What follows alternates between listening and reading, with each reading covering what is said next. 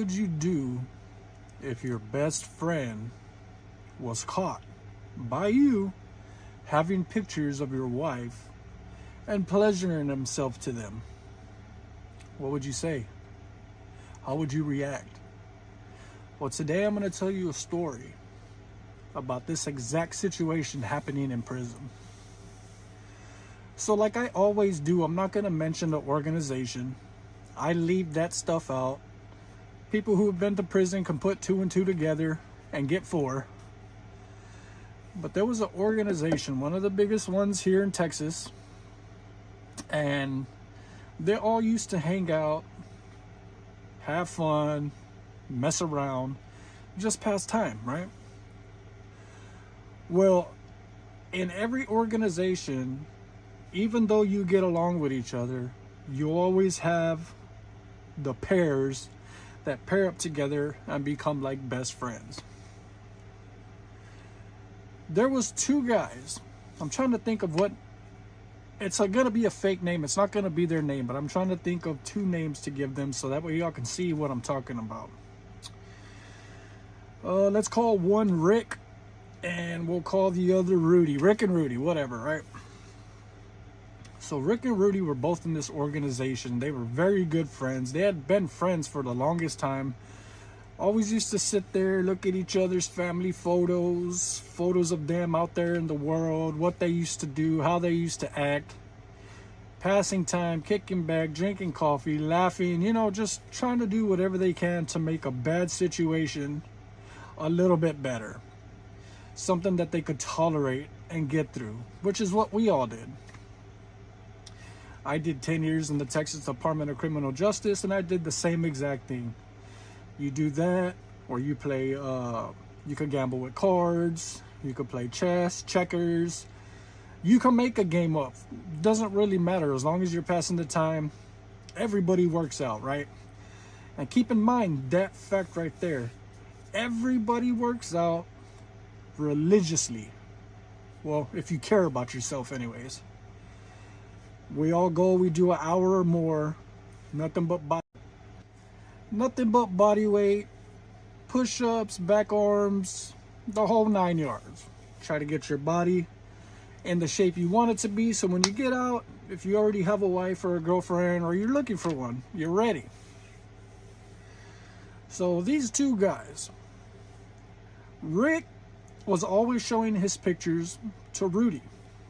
They were always going through the photo albums, always talking about certain parts of the area they were from. He would show them this part of the area. He would be like, oh, I've been there, I've done this and that, this and that. It was all that kind of stuff, right? If you've ever been in that situation, you know exactly what I'm talking about. So one day they go outside to rec, and out there you have weights. So you get to do a little harder workout. You get to get a good sweat in. It's sunny outside. It's hot as hell. There's no ACs in there, so you're drenched in sweat. It's just rolling down your body. And whenever you have sweat rolling down your body and you're outside doing physical activities, you sweat even more. And when you sweat, that means you lose weight. And that means you get to have your body in the shape you want it to be in. So one day, Rick and Rudy come back in from the rec yard, and like good friends, Rick jumps in the shower, and Rudy says, I got the shower after you. Which, everybody knows, it's hard to get in line unless you're cool with people, or you're going to be waiting all day to get in that shower. But when your best friend's in there, you could get right behind him, he'll save it for you. Easy peasy, right?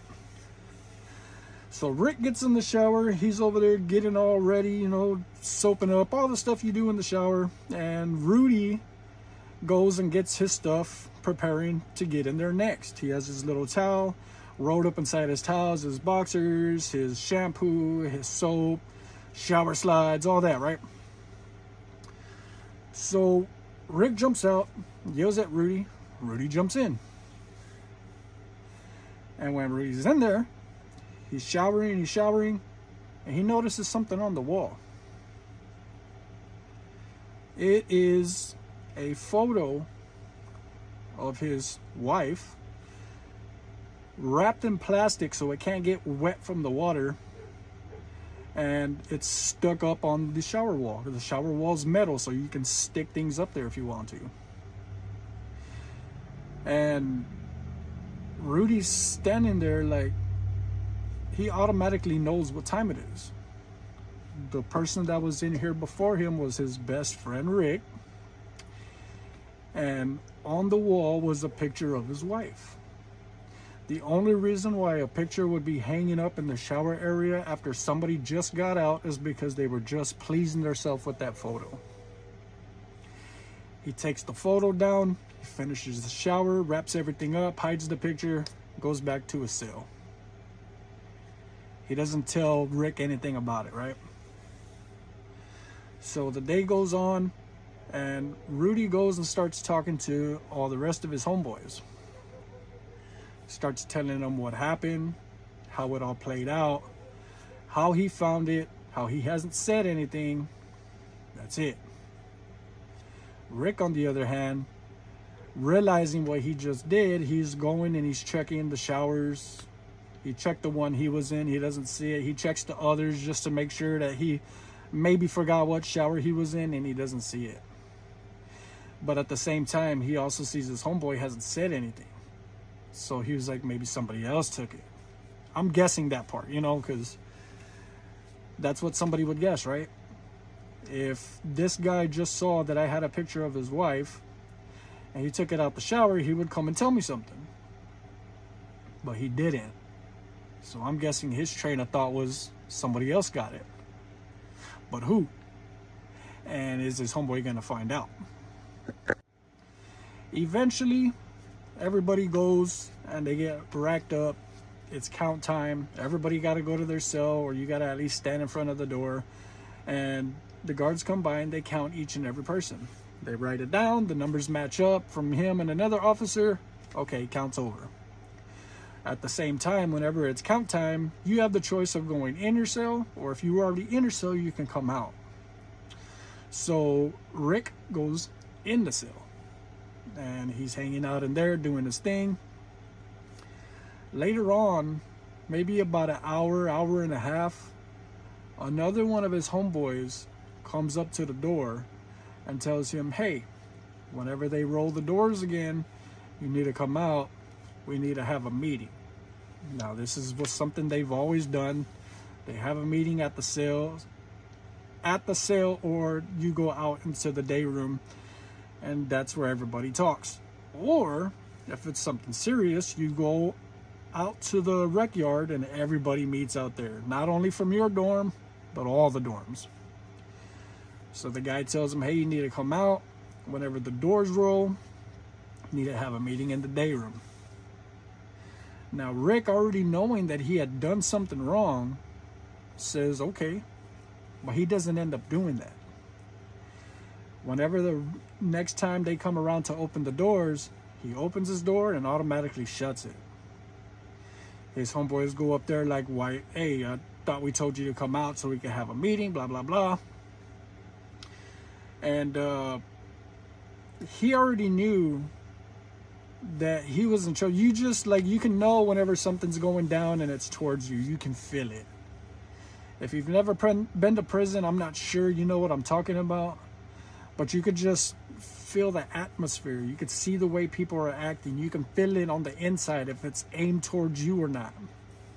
Or at least I hope you can feel that. Otherwise, you might not last very long in the penitentiary. And that's not a bad thing. Never go to the penitentiary. It's not for you. It's not for anybody. Stay out. Stop doing what you're doing. Just stop. Out here is 1,000 times better than it'll ever be in there. Anyways, back to the story. So after his homeboy goes downstairs and tells everybody that the dude opened and closed his door automatically, 3 of them come back up there together and they say, hey, you need to come out.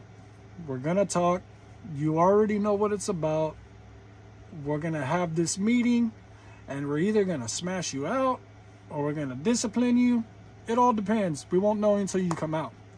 So they start waving to the guard, which usually means open the door. Sometimes they will, sometimes they won't. It depends on the guard who's working. This one won't do it. So they all go downstairs. They're all sitting there. Rick already knows why this meeting's taking place, and he knows he's in deep shit, right? Let's just put it like that. He knows he's done for. How done for? You can go down there and they could say, we're going to smash you out and X you out, which means you're not part of this organization anymore. After you take this beating, that's going to hurt. Or we're going to come in here and we're going to discipline you, and it's still going to hurt. But after, you'll still be part of the organization. So eventually, when it's almost time for the doors to be opened and closed again, a couple of those guys go up there and they wait for his door to be popped. That way he can't grab it, open, and slam it shut again. So this time he's forced to come outside. They all walk down the stairs from the second floor and they all sit at the desk. And by now, it's like what they used to call it. I can't remember the exact word for it, but it's like prison gossip's crazy. Let's just put it like that. A lot of people already knew what was happening. People talk, word spreads, and everybody's going to find out, right? It's just, that's the way prison goes. There's a lot of gossip, a lot of talk. People just love to get into stuff that doesn't belong to them, right? So you have a bunch of people looking around, trying to act like they're not paying attention, but everybody's paying attention because they want to know what's going to happen. And at the same time, if this organization doesn't do a certain thing, if they don't treat this guy a certain way, they lose respect to a lot of people, to other organizations. They make themselves look foolish. They know this. Everybody else knows this. So this guy's about to get a pretty good beating. They sit at the table for a while, and Rudy is the one talking, saying exactly what had happened after this dude got out of the shower, goes down, gives them the whole story, and then Rick's asked questions, and back and forth they go. Just to make it pure and simple, he can't lie his way out of it. He admits to taking the picture whenever they were hanging out in his cell one time. And for some reason, Rudy had left his cell one time for whatever reason, and Rick was still in there, right? And Rick had taken one of the pictures and he hid it and he kept it so that way he could go and pleasure himself. The guy was just a sick individual on the inside. And remember that part. So not being able to lie his way out of this one, he had to admit it. And then you could see all the other people talk. Well, the people that mattered, like people who had some kind of say-so in the organization, you could see them each going around in a circle and giving their 2 cents on the matter about what should happen to Rick. So it ended up being that they were just going to smash him out. They were going to X him out. You're not part of this organization anymore. And what I just told you to remember about him being a sick individual is people who have any type of charges like that, like if you did something you weren't supposed to younger people, or you did some kind of like taking advantage of women who didn't want it, stuff like that, you're never going to be in this organization. So this kind of lines up with something like that, where you're a sick individual and you can't help yourself. So they decide he's going to get smashed out. He's not going to be part of this organization, and they're going to do it in his cell. Now, usually when that happens, they can decide how bad they want to do it. They could either send 2 guys at him, 4 guys at him, whatever they want, right? Doesn't matter. You can't do nothing about it. And so that way he can't run and tell the guards that he fears for his life, so he can go to protective custody. They don't let him go anywhere. They stand right there next to him. The next time the door opens, he goes up in a cell, and Rudy is the first one that goes in there. You can hear it. You can hear the sneakers squeaking. You can hear the thuds from fist on flesh. You could hear them getting banged up against the wall, whatever. So the idea was Rudy was going to go in there and get his own personal revenge. Didn't last very long. He comes out. And the thing that shocked me the most was how they did this. All of his ex-homeboys went up there, and it was 2 people standing side by side. Behind them was 2 more people side by side. Behind them was 2 more people side by side. I promise you, on everything that I love, it started from his cell, which was close to the stairs, and it went all the way down the stairs. Every single person that was in that organization stood in pairs of 2 outside of his door. The first one went in. You can hear the massacre in there. They would be in there maybe 30 seconds. They would come out, and then the next pair would go in there. You hear the massacre, 30 seconds, come out, the next pair went in there, until that entire line that went down the stairs went in there and beat this dude to a pulp. I'm surprised this guy was not deceased that day, because it got to the point where he was already so beat up to a certain point his body couldn't handle it anymore, and he was screaming. He was saying stuff like, "Why are you hurting me, homeboy? Like, why are you trying to kill me?" They don't care about that. You're not their homeboy anymore. You're not part of that organization anymore. You disrespected them. You hurt their feelings, and now they're going to take out their anger on your face and the rest of your body. And that's exactly what they did. They beat this dude to a pulp, closed the door, and let that dude sit in his cell to think about his life's choices. So what would happen is, this guy, I gotta give it to him. He might be a sick individual, but he never checked out. He got X'd out of his gang. He looked stupid in front of everybody. He looked like a pervert in front of everybody, but he never checked out. And why they didn't make him check out, I don't know, because usually that's what happens. They let him make it. Nobody liked him afterwards. He sat in a cell and would never come out until after he healed up. He couldn't go to the chow hall, so all of his ex-homeboys would come together and bring him soups, chips, stuff to survive, since he couldn't go to the chow hall. Not because they liked him, but because they didn't want to get anybody in trouble. Usually inside of a dorm, organizations like that have so much money out there and so many things going on, they can't afford for something like this to come and ruin that and lose all this money. So he sat there, he healed up, he was fed.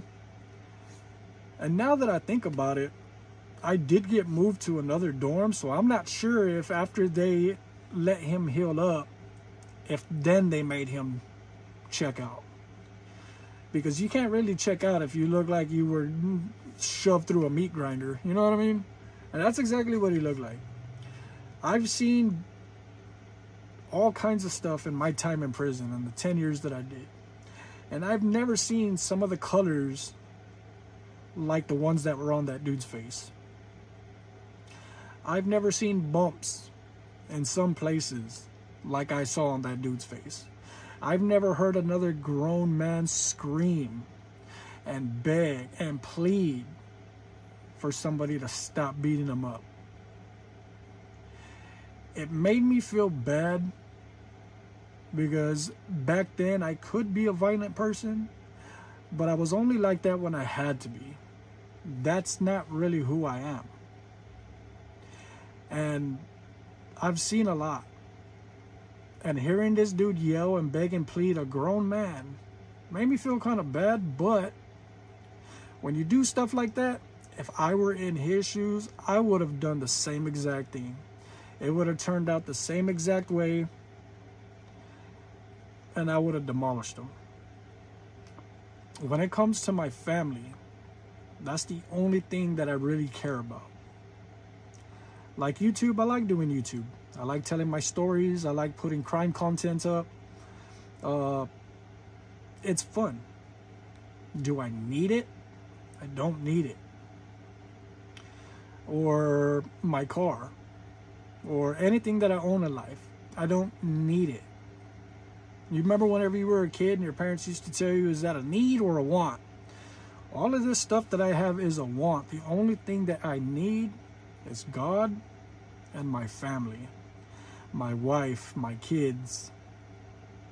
And if somebody were to disrespect me like that after you call yourself my homeboy and we are that close, and you violate my family like that, I would have done the same exact thing and I wouldn't have cared. Prison is a very violent, hopeless place. People always can go through major things because there's hope. But in prison, sometimes I feel like there is none. And you have to fight through that. People do stupid stuff. So like I say in almost every video that I do, to all the young kids out there, or even the people that are older, if you're doing something and you know that it could put you in prison, stop doing it. You are not going to like prison. It doesn't make you look cool. It's not like you think or see in the movies. You're not guaranteed to come home. It's boring. You're going to be told what to do, when to do it, what to eat, when you can use the restroom, when you can't use the restroom. You're going to be told what to do for everything. There's no women in there. You're going to feel no kind of bond with a woman the entire time you're in there. The prison guards don't want you. They don't care. All the times you hear about these people getting lucky and getting a guard, that's rare. So my advice to you is stop doing whatever you're doing. It's not that hard if you really want to, and start living a better life. The 10 years that I did gave me enough education to not ever want to go back in there. I got out back in 2014 and here we are 2026. And I haven't been in trouble since then. So if I could even just save one person from going to prison because of one of these videos, I've accomplished exactly what I set out to do when I first started this channel. And I always appreciate the people that come and support me. I know sometimes when you watch a video, you get forgetful. So don't forget to hit the like, subscribe, and notification bell. So that way you can be notified when a new video comes out. That's what the notification bell is for. And to all the people who are watching that haven't decided to support me yet, I ask that you consider it and to please hit that subscribe. I need all of y'all to hit my first 1,000 subscribers, which has been my goal for a while now. I post almost every day and I try to give y'all what y'all want. If there's a certain video that y'all want, all you got to do is ask in the comments. So support me and hit that subscribe button. All I'm doing is just trying to help people, entertain people, and put certain things out there that I don't agree with crime-wise. So I really appreciate y'all. Stay tuned because I got some really good videos coming out next. I've had some stuff planned for a while now and I'm about to come out with it. Like I said before, I got a new computer coming. The new computer is going to help me make better reaction videos. I know a lot of people love reaction videos, but tell me what kind of reaction videos in the comments. Let me know what you think about this guy, and let me know what you would have done if your best friend had done that. And like always, until next time, stay tuned.